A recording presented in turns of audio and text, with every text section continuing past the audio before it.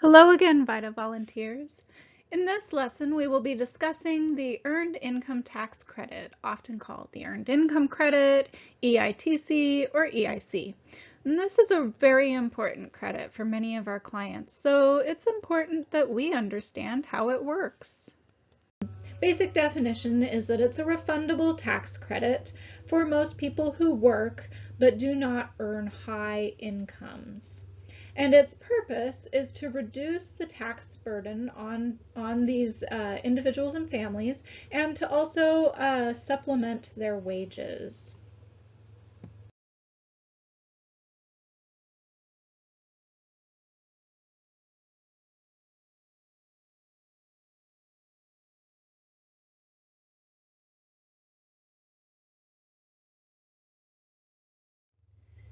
And then we've discussed this a little bit in the past with some of our hybrid credits, but just a reminder that refundable credits are a type of credit that even if the taxpayer's tax liability is reduced down to zero, they can still receive a refund of the excess credit.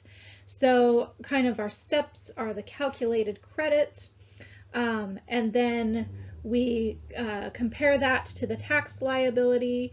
It reduces that tax liability down to zero, and then if we haven't used up all of that calculated credit, our taxpayers are still going to get all the way the full amount of that calculated credit back. As the name implies, the Earned Income Tax Credit is a tax credit that's calculated based on a taxpayer's earned income. And if you remember, we talked a little bit about the differences between earned income and unearned income. Earned income is any income received for work, such as wages, or it could be business income.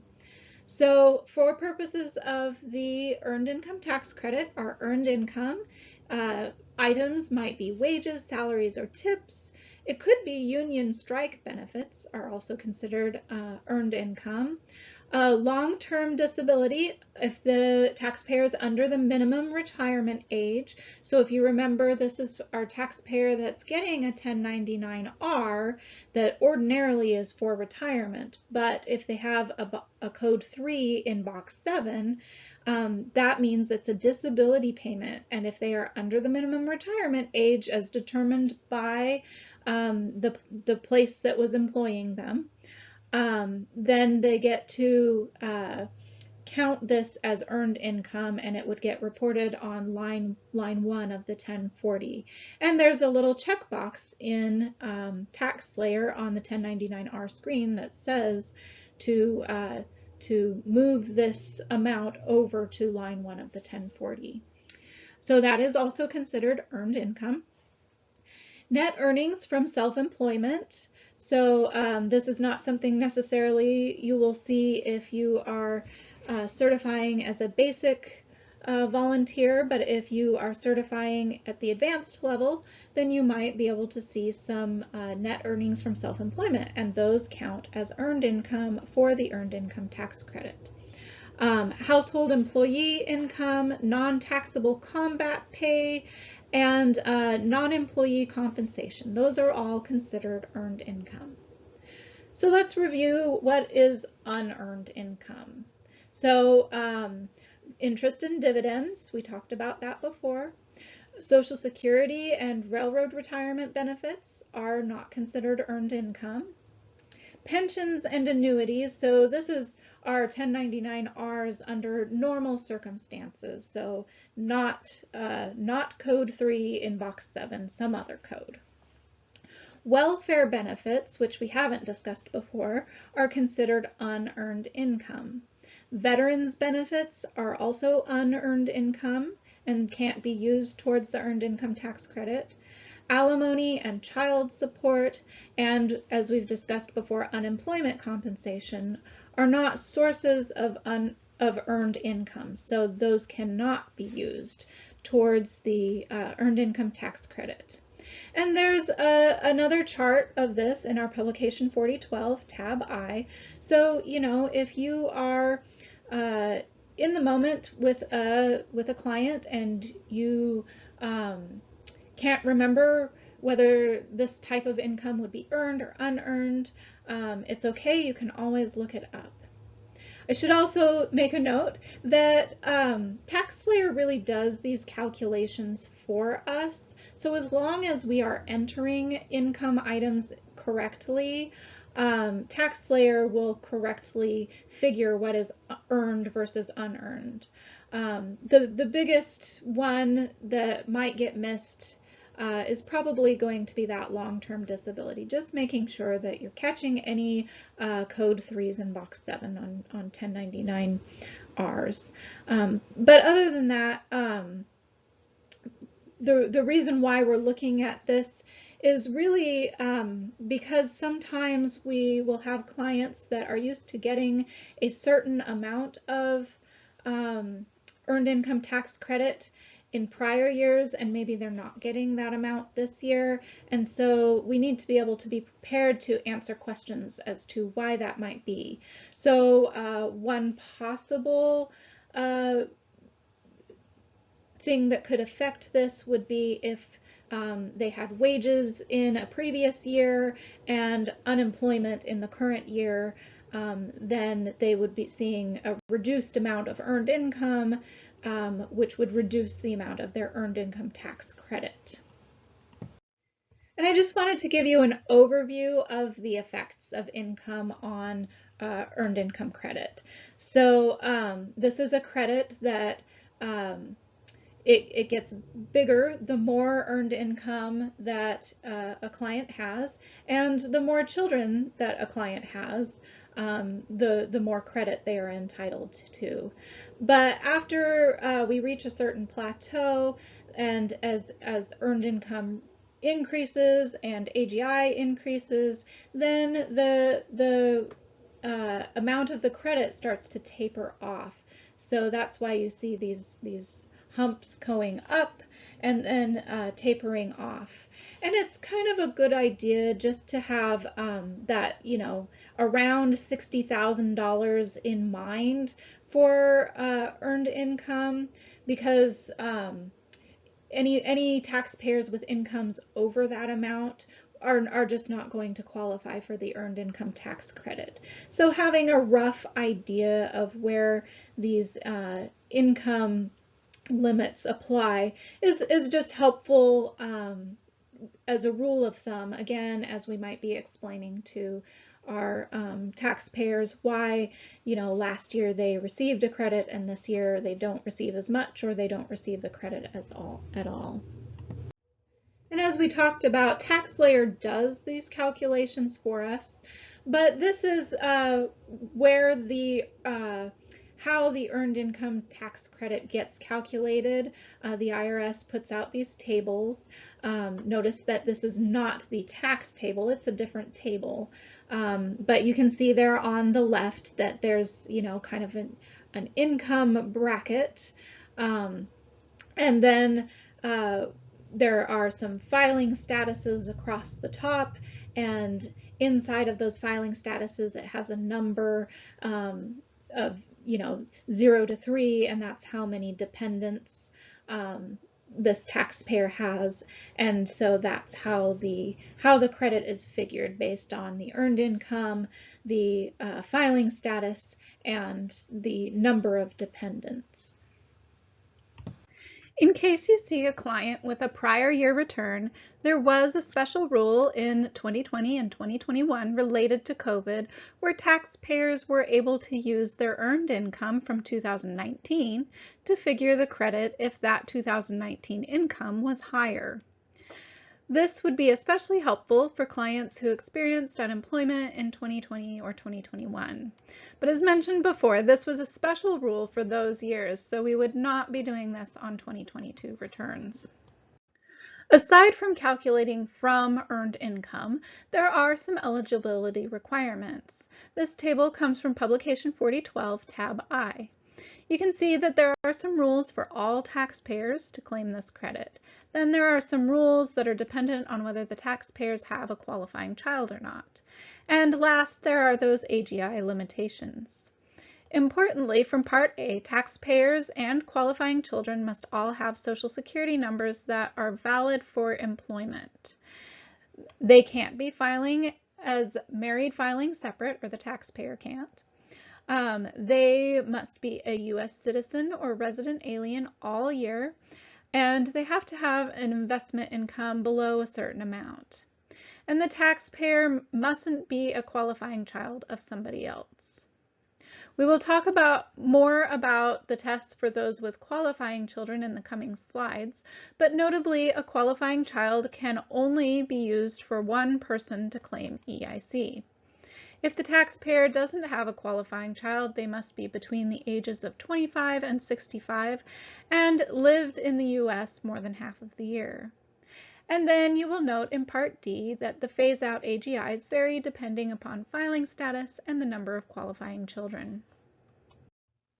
And here are some interview flows from our Publication 4012 tab I for each of those different types of taxpayers that are trying to claim the credit. So again, we have a flow for our general eligibility rules, our rules for claiming with a qualifying child, and our rules for claiming without. So a resource that's available. As promised, we'll dig in a little bit more into what it means to be a qualifying child for earned income credit. We saw before that there's still the relationship test. This is the same as it is for a qualifying child for dependency.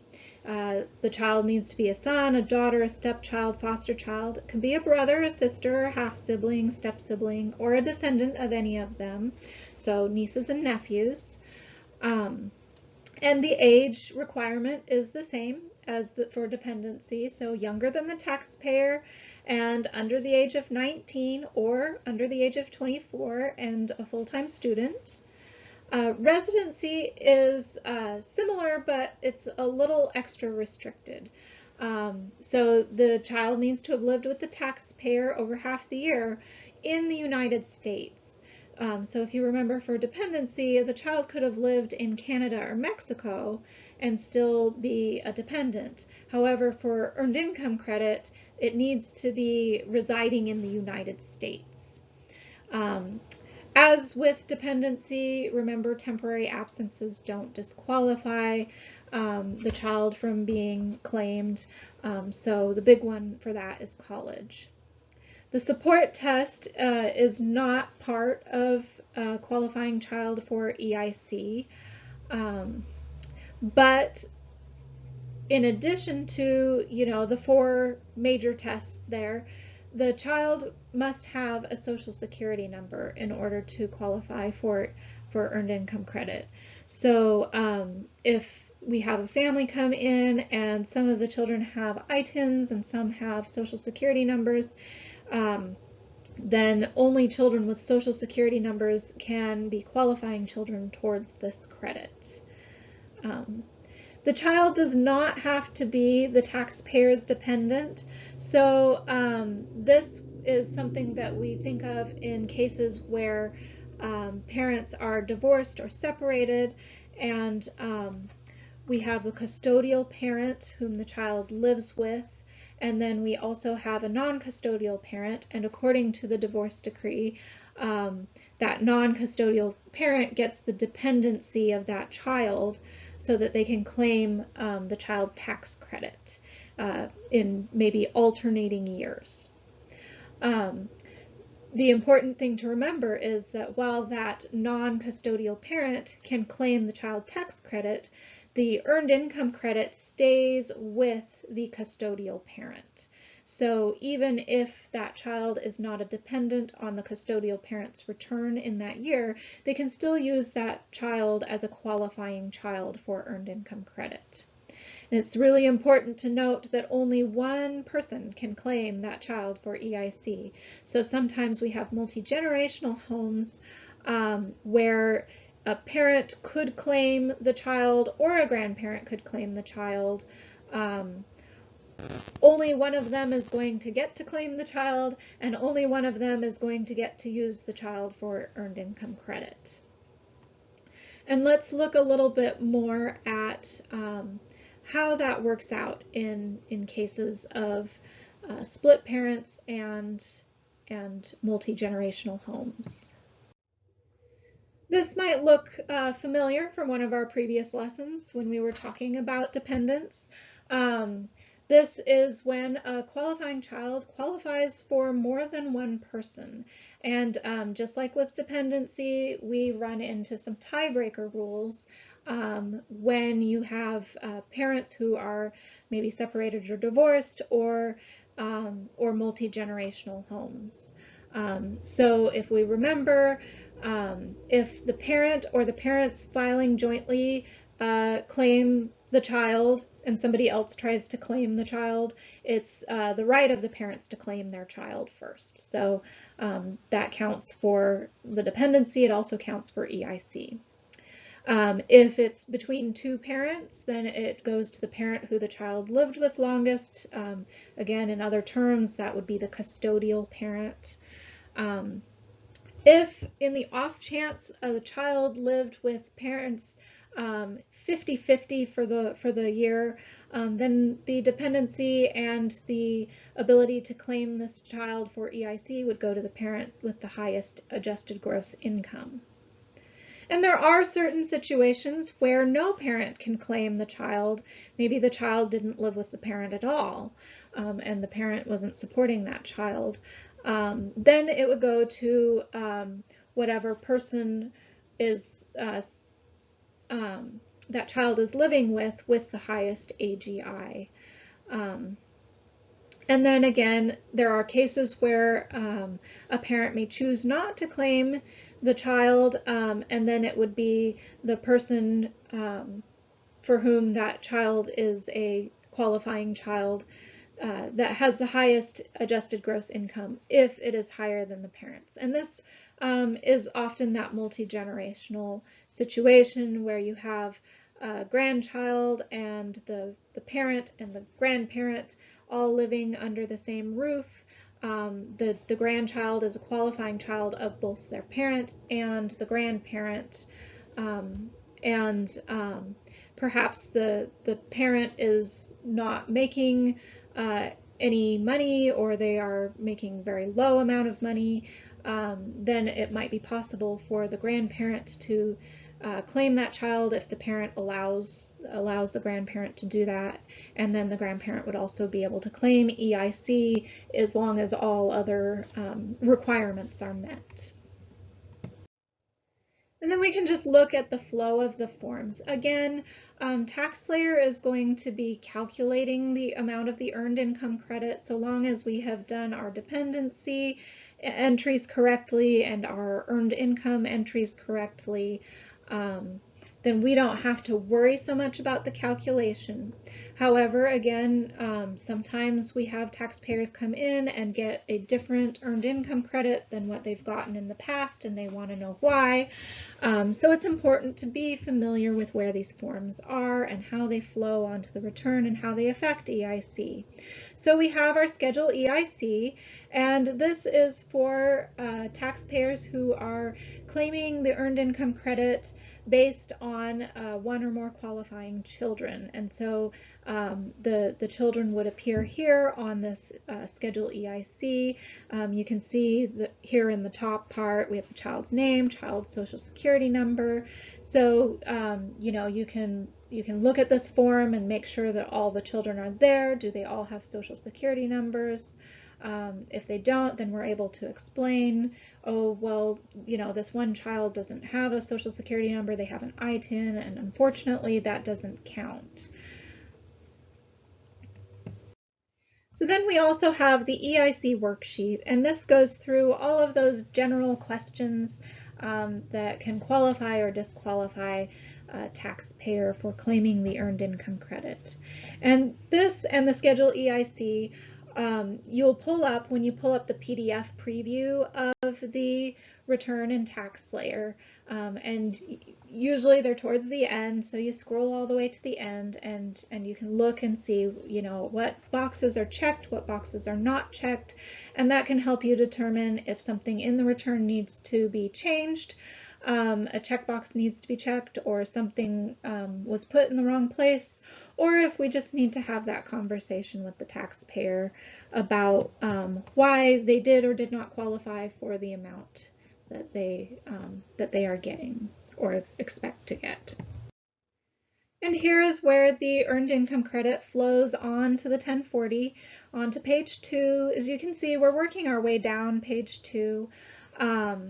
So we've already calculated our total tax, and we put our other payments towards that total tax, and then we get to calculate the earned income credit and put that towards the tax. And you can see there's a little bubble there that, you know, if you have a qualifying child attached, Schedule EIC, which we just looked at. Now, it is possible that earned income credit can be disallowed. So if earned income credit was disallowed in a prior year, it's really important that we are making sure that our taxpayers are getting their returns filed properly.